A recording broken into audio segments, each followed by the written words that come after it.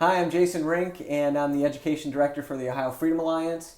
And tonight I've got Beth Lear, who is running for Ohio House District number 2, which covers all of Delaware County here in the 2010 elections. So thanks for coming out, Beth. My pleasure. Thanks for having me. Yeah, we wanted to just get you out to talk about really this Ohio House race. With the Ohio Freedom Alliance, we're always focusing really on a lot of the state level issues. First, just want to give you an opportunity to, really talk about who you are and just a little bit of your background. Well, as you know already, my name's Beth Lear, and I grew up here in Delaware County. I found out earlier this summer that there was an opening, that our current state rep, Chris Jordan, was not going to run any longer, and some of my friends in the legislature asked me if I would consider running. So after having a very long conversation with my family, they were completely behind me, totally encouraged me to do it. So that's why I jumped in at this point in time. This is the first time that you've run for political office? This is the first and only time I've run for political office, yes. Okay. Now, how did you first get interested in politics? Well, I didn't actually realize how interested I was until I started looking back on my past. I guess in third grade, my friend Chris and I wrote a song about why Ford was better than Carter, and we were totally right. Right. And I thought President Reagan was the greatest thing ever, and I really wanted to vote for him, but didn't have the opportunity because I just missed it. So I've apparently had an interest and been extremely opinionated, so I'm told, on political issues for most of my life. Now, you have had some experience working in politics. You've been a legislative aide, and you've actually been a policy analyst. Can you tell us a little bit about that? Sure. Yes, I was a legislative aide altogether for a little over 8.5 years. I worked for a little over 6, and then I took time off to raise my kids. And then the gentleman that I had worked for, Representative Ron Hood, went back to the House and asked me if I would come to work for him again. So I served 2 more years, and at the end of that term, I got a phone call from then president of the Buckeye Institute, David Hansen, asking me if I would consider working with them. And it was a fabulous opportunity because I was able to work for myself as a contract employee and analyze policy, which is something I'd been doing at the legislature and loved. And so, yeah, for the last 3 years, that's what I've been doing. Okay. Well, I think that's an interesting background because, you haven't run for office before. You sort of haven't made your living, holding office, yet you are familiar with the political processes, and you've worked with, conservative candidates, and you've also worked for conservative, the Buckeye Institute, well-respected, organization here in Ohio. So what are some of the issues that you feel are really most important to you, if you wanted to communicate to people what you really stand for?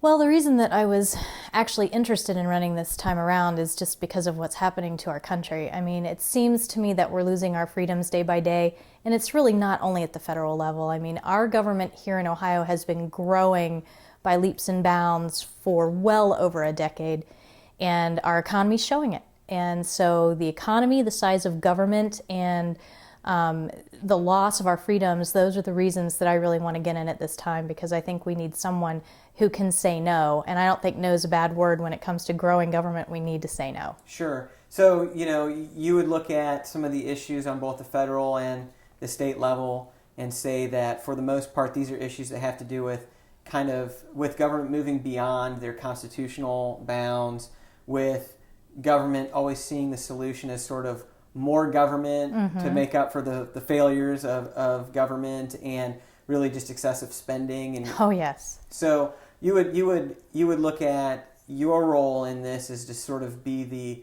candidate that is going to be in this race to stand for limited government. You're a fiscal conservative, and you're interested in really just seeing government come back into its constitutional role. Absolutely, yes. It needs to stay within the boundaries of the Constitution. Our founding fathers were actually very wise in what they put together. They understood that men with unchecked power were not good. They would harm our ability to be a free nation, and that's exactly what you're seeing. Right. So I absolutely agree with those things.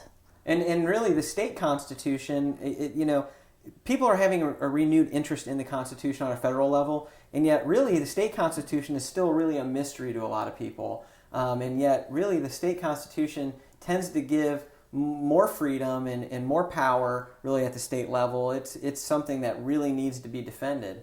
It does. You're absolutely right. I mean, our Constitution, which was rewritten very well in 1851, and I've been educated on that thanks to my work at the Buckeye Institute, it is a fabulous document. The section that is the Bill of Rights in the Ohio Constitution, to me, seems even stronger and better than the federal level. So I encourage people to read it. Actually, that's the first thing that I did when I decided I'm going to go ahead and do this. I thought, well, then I need to read the Constitution. Yeah. And I'm wondering, have any of the other legislators, except possibly Bill Batchelder, ever read the Constitution? Yeah, that's really kind of interesting. It's something that you take for granted, and yet it's not always the case. So I guess in closing, we just want to talk about really kind of what you're doing from here on out, the kind of assistance, the help you need, how people can find out more about you, and just, maybe let us know where your website is, those sorts of things. Oh, I'd be happy to tell you. My website has two names, but it's one website because the campaign name is Lear for Liberty. That's why I'm running. So you can access it there, Lear, Lear for Liberty, or just BethLear.com, either way. I also have a Facebook group, Beth Lear for State Representative. And essentially, it's important to get people out there and mobilized, and you need help here running up to the primaries, really, so that you can hopefully become the candidate of choice. Yes, absolutely. The primary is the big enchilada in Delaware County because Delaware County is overwhelmingly Republican. So, and in this race, we happen to have several folks that are saying that they're running. No one has filed yet, to my knowledge, but it's going to be a large primary. No one has been endorsed. So it's very important that if people want a freedom-loving candidate who is not an insider, not a politician that's already owned by the special interest groups, right, they need to get out, and I need their help. I need their vote. I need their volunteer time if they're willing, and we could use their money if they're willing to part with that as well. Certainly, that's the tough part. And I know in the time that we've just talked together, you've got a lot of really interesting things to say. I encourage people to check you out. Thanks. Check out your campaign, and I thank you for the time tonight. Great. Thanks so much. Yeah.